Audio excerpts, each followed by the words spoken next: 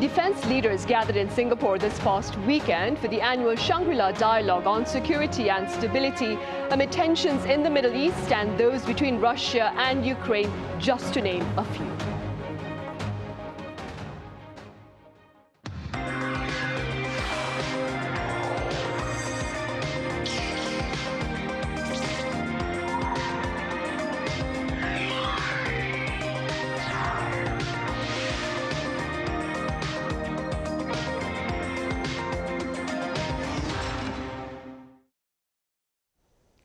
Hope your work week is off to a good start. It's Monday, June 1st here in Seoul. I'm Min Sun-hee.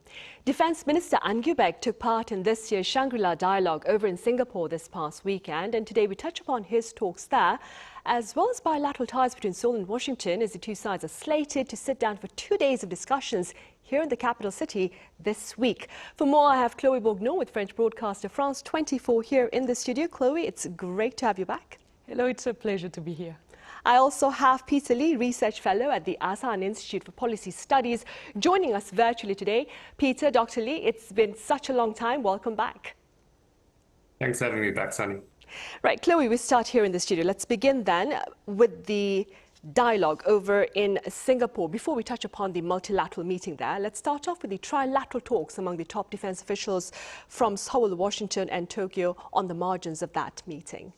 Yeah, so we don't have a lot of things to say because it was a very, very short meeting. So it was on the 30th, a very brief meeting. They talked a bit to each other, about 5 minutes of real talks, and then a photo sessions where they were just like holding hands all together. So it was apparently very hard to do more because their agendas of the three ministers was not planning well, so they kind of make it as more of a symbolic gesture, you know, showing off that they are still committed to trilateral security talks together between Japan, South Korea and the US. And it's their first meeting like this on the side of a more global summit in 6 months. And the last time was also a quick sideline meetings, but obviously there has been some bilateral meetings quite recently. For example, for South Korean minister who went to the US as well. So the discussion is obviously going on and being quite lively, but the meeting of the three main heads of security is always a bit hard to organize, apparently. Right. Peter, as Chloe just mentioned, the entire encounter among the top defense officials from Seoul, Washington and Tokyo lasted fewer than 15 minutes, if I'm correct. What's the importance then of such interaction, do you think? I think, as Chloe was mentioning, you know, the Shangri-La Dialogue includes, you know, dozens, if not hundreds of sideline meetings between the various representatives from different defense bureaucracies around the region. And so if you think about, you know, there are many bilaterals. So I think Minister Ahn Gyu-back had, you know, almost half a dozen bilateral meetings with, you know, partners from around the region and even, I think, from some European countries. But I think having these trilateral and multilateral meetings is really where a lot of the value from Shangri-La Dialogue comes from, right? Because you have all of these defense ministers in town, essentially in the same hotel for 2 to 3 days. And so this year, for instance, we had the AUKUS defense ministers meeting. We also had the five-power defense arrangements ministers meeting. I think they had a breakfast there for some of the Commonwealth countries. And then you had this very brief, I think, you know, 15-minute meeting for the Korea, US, Japan trilateral. I think mostly from a Korean perspective, the value is that this is really to reaffirm US commitment to trilateralism in Northeast Asia. And we're having this meeting at a time when, you know, the United States and President Trump has been pursuing, I guess you would say, unilateral diplomacy with some of the key adversaries in our region, whether that's Russia and recently President Trump's visit to China. And so I think having Secretary Hegseth to re-engage in a trilateral format, not just in a bilateral context with Japan and Korea, that was really the value from this brief, I guess, 15-minute meeting. Right, and speaking about Pete Hegseth, the U.S. Defense Chief addressed the audience at this year's Shangri-La Dialogue, and he complimented the U.S.'s Asian allies while he criticized, I believe, America's European partners. What exactly, Chloe, did he say, and what are the broader implications of his comments, do you think? Yeah, so what he said, what Pete Hegseth said, was that the Trump administration would like to prioritize cooperation with allies who are ready to invest in their defense spendings and to use like to get covering their own defense costs. So what he actually said was that, and I'm going to quote him there, that for those who believe they can continue to free ride on the generosity of the American taxpayer, here's now, those days are over. So that was really a strong wording. That's something that's been said quite a few times already about Donald Trump, actually. We know that it's one of his big mottos that the allies should be stepping up their own defense. He's been talking about that quite a lot, especially in the NATO point of view for the European, especially that's where we have heard it the most, where he's been asking allies to get up to 5% of their GDP into defense costs and everything. So it's nothing new, but it's always interesting to see it. And as you were saying, he has been also giving good points and bad points. So South Korea was the first country to be mentioned as a good example of what's going on. He has been citing quite a few, quoting quite a few other countries from the Asian area. And what he was saying is like, I've been highlighting those countries for strengthening their own American capabilities. And according to him, according to Exet, actually, he's saying that the push from the US has been giving results on the European countries as well, that they're slowly starting to increase their defense costs and spendings, because he was saying that before that it felt in deaf ears. So that's, for the broader implication, obviously, is in the line of Donald Trump's policy that has been implementing since the beginning of this new term, actually. The idea that there will be less involvement from the United States and that the allies have to rely on themselves regarding anything that's regarding defense and military, and that we've seen it with the aggression war from Russia to Ukraine, for example, where he has been constantly saying that Europe should be able to defend themselves more. And there's also another thing that's in his speech. He also spoke about the fact that if I'm not quoting him perfectly, but he was saying something about in the line of rules are important, but if you don't have the strength to back up those international rules, when they say, this is a proper quotes, the rules are not worth the paper they're written on. So this is maybe a bit more of a scary implication, being like, should we believe that the United States still believe in the rule of law and international law, or would it be the rule of the strongest that is going to come on, and with war of aggressions that could then be starting up more easily? So that's maybe a bit of a concerning point, actually, in his speech. Right. Peter, with regard to Seoul-Washington ties, the two sides are slated to engage in 2 days of talks this week aimed at putting into action details of the joint fact sheet, including South Korea's plan for nuclear-powered submarines. I wonder, what's your take on this endeavor? So really, the submarines are, one of the key, I guess, priorities of President Lee Jae-myung's administration vis-a-vis the United States, along with the return of wartime operational control and a few other sort of key agenda items. And so if you sort of scroll back to 7 months ago, when this idea of Korea acquiring a nuclear-powered submarine capability was first announced by President Trump in a couple of Truth Social posts, and then in November, in the Korea-US joint statement, we had, a very brief sentence in the fact sheet that, referred to US support for Korea acquiring this nuclear-powered capability. For the last 7 months, we haven't seen a lot of progress in terms of how this was going to happen, what it was going to cost, and how the two countries are going to work together. And so this week, and as well as sort of in the weekend's Shangri-La Dialogue, we've seen, I guess, the first real signs of progress in terms of how this is going to work.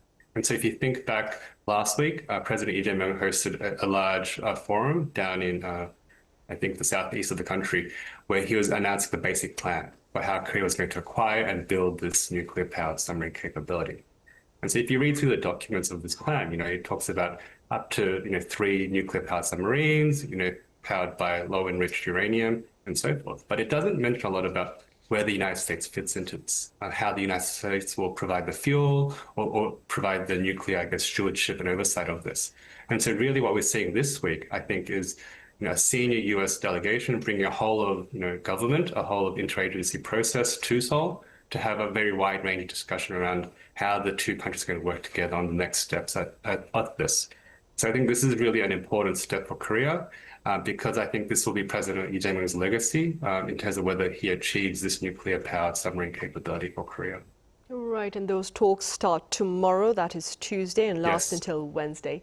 Peter, moving forward, plans are also in the works for the transfer of wartime operational control from the US to South Korea. Now, there appears to be some discrepancy over the timing of the transfer, but that aside, what are your thoughts on the actual transfer? I mean, what makes the shift in control so important? So we've seen sort of a bit of back and forth in the last couple of weeks between the commander of U.S. forces here in Korea, General Xavier Bronson, but also, Secretary Hegseth at Shangri-La, where he's mentioning, a balanced OPCON transfer, and compared to, say, on the South Korean side, where Minister Ahn Gyu-back has said, 94% of OPCON conditions have been met, and Korea could take OPCON transfer tomorrow, and there'd be no issues. So there's, I guess, some gaps in terms of how the two countries see the urgency of proceeding with this.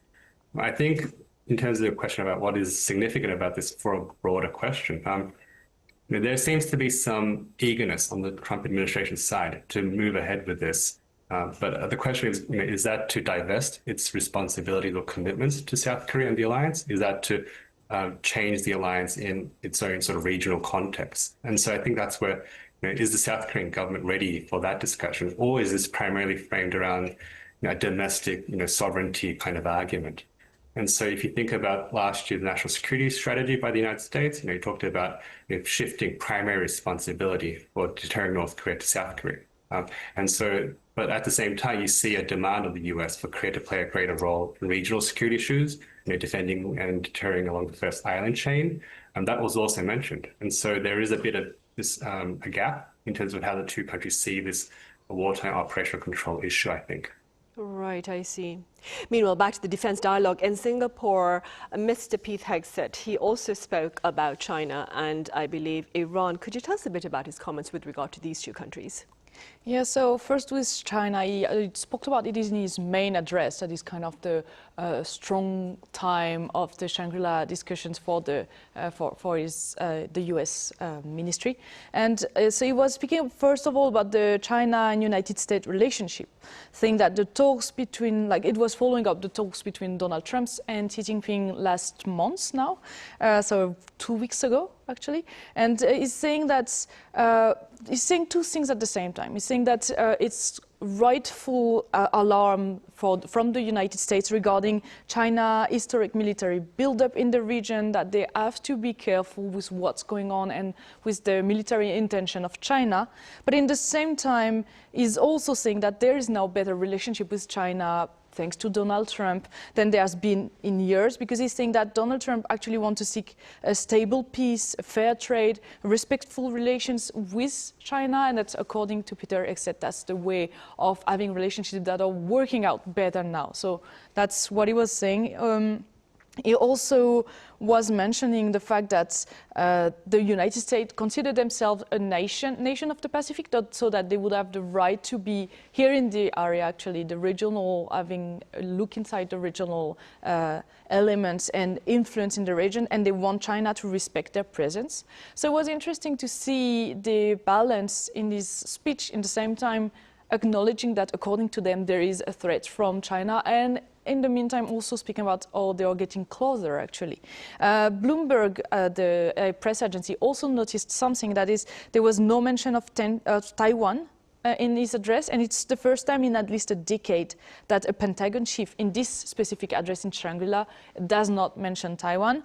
And it's kind of seen as flagged as a sensitive issue right now between the United States and China, knowing that Donald Trump has still to approve a weapon package directed to Taiwan Island. So we can see that the fact that Taiwan was forgotten in this address might mean that there is still a very sensitive point at the moment, but it was a very strong point to notice there.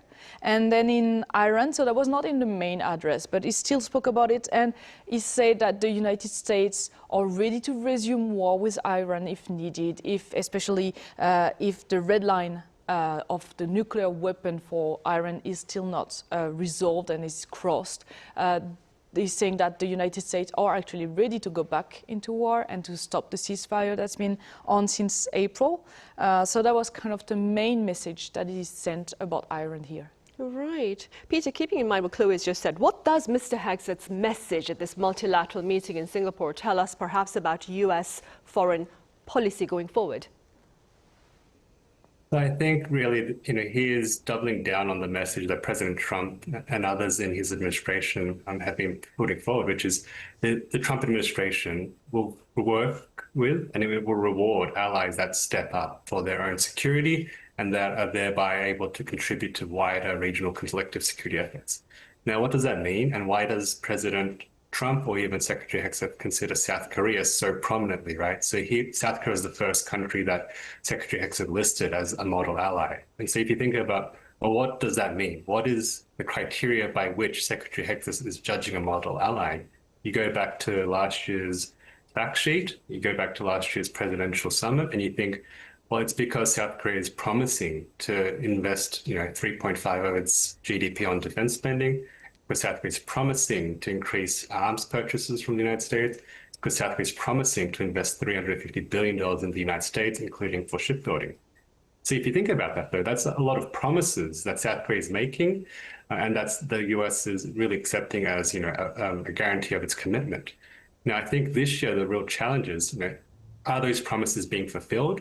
If the US feels that those promises are not being fulfilled at a fast enough rate during President Trump's term, that creates a gap, I think, in terms of what the US is expecting from its allies or what it thinks they are doing compared to what these allies are actually doing in terms of financial and budgetary investments. I think, there is that sort of danger ahead for the Lee administration this year to really demonstrate that it's living through. And so we've seen some of that tension arise, at least on the trade side, in terms of, the President Trump feeling that South Korea is moving too slowly on the investment packages, for instance. On the security side, there is that same question, is South Korea pulling its weight not only for its own defense, which is a key part of being a model ally, but actually for the collective security that President Trump and Secretary Hegset have talked about, right? And so I think there is a bit of a gap there. And so for the Shangri-La Dialogue, really, it's showing the commitment as well as the actual action that allies are going to take this year and next year as well.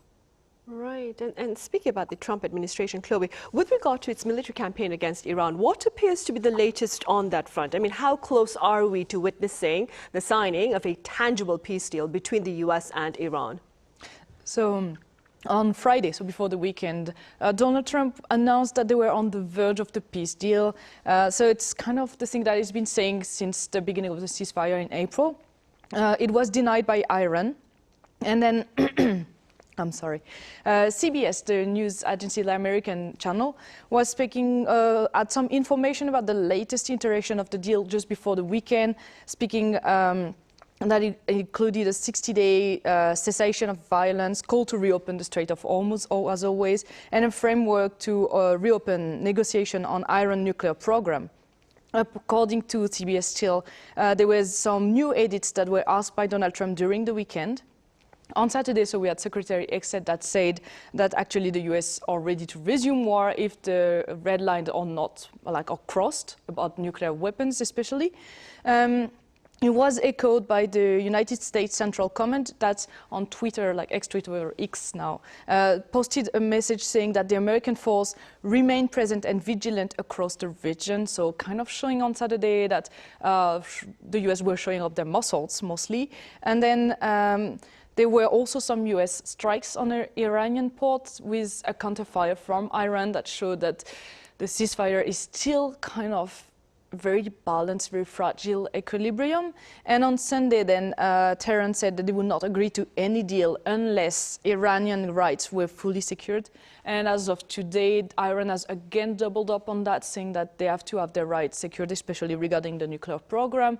And they also said once again that Lebanon should be included in the deal, as it's currently in war with Israel. So Iran has been adamant on that the Lebanon should be in the deal. So we'll see, but I feel like we're getting further and further away at the moment of any signing of the deal. All right, then against this backdrop of back and forth between the US and Iran, Peter, speaking purely as a scholar, as Dr. Lee, what do you suppose would the terms of a successful US deal with Iran look like?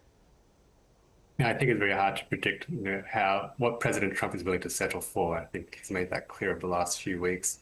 But I think, as someone who studies the United States, it's clear that the midterm elections are coming. And so President Trump really needs to find a way out of this that he can present to the American people as having a situation that was better than before Operation Epic Fury began. And I think that's going to be a real challenge, whether it's on the economic front for the United States or whether it's on the regional sort of security context in the Middle East and the Gulf. And then I think secondly, from a strategic vantage point, the US has moved quite a lot of its forces into the Middle East because of this conflict. And so how does the president get to a position where he can say the US is drawing down from its military presence in the Gulf, that it's returning its forces to the Indo-Pacific, which it claims is its top priority? And I think those two issues of how do you sell this leading up to the midterms, which are soon rapidly arising, and as well as from a military strategic vantage point, to get to a pre-Epic Fury standpoint. And so I think those will be the two ways that he needs to package the deal, whatever it is in the end, as a victory for him. Right, and that was our Dr. Peter Lee at the ASAN Institute for Policy Studies with regard to a potential deal between the US and Iran. As always, Peter, thank you so much for your insights. My pleasure. Chloe here in the studio, thank you very much for your time and your thoughts. Thank you. Right, on that note, we end Press Perspective for this Monday. As always, thank you for watching and see you same time tomorrow.